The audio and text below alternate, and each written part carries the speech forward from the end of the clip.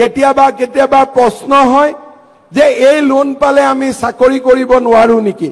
মই এটাই কথা কম যে এই লোন ললেও চাকৰিৰ বাবে আমি আবেদন কৰিব পাৰো তাত কোনো অসুবিধা নাই মাত্ৰ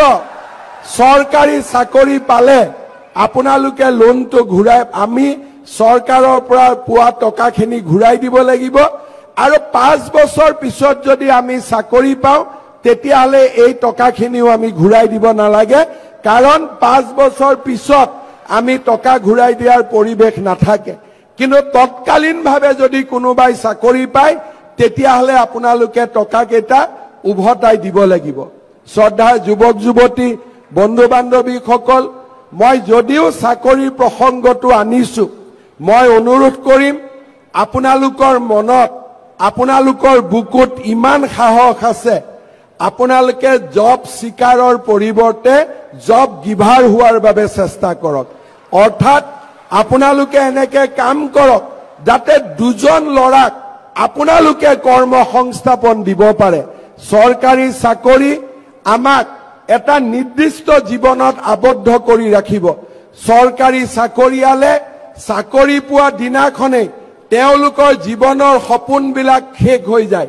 বহুতে ভাবে যে চাকৰি জীৱনৰ আৰম্ভণি কিন্তু মই নিজে দেখি আহা কথাটোৱে হ'ল যে চাকৰিয়ে জীৱনৰ সপোনবিলাক সেই দিনাখনে শেষ কৰি দিয়ে তাৰ পিছত গতানুগতিক অফিচত আহা নিৰ্দিষ্ট দৰমহা লোৱা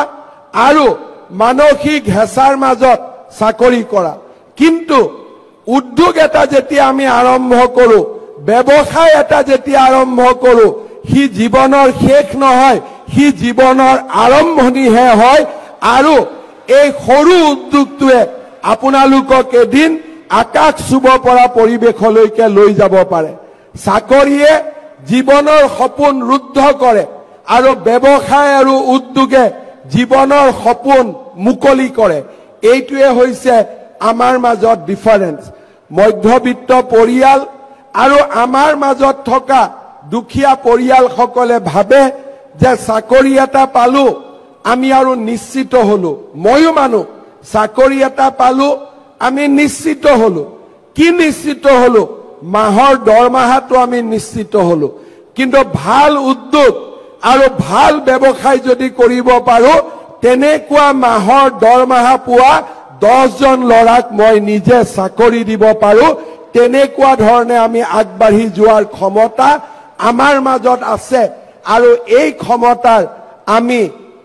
যদি সৎ প্ৰয়োগ কৰিব পাৰো আমাৰ জীৱনত কোনেও ৰুদ্ধ কৰিব নোৱাৰে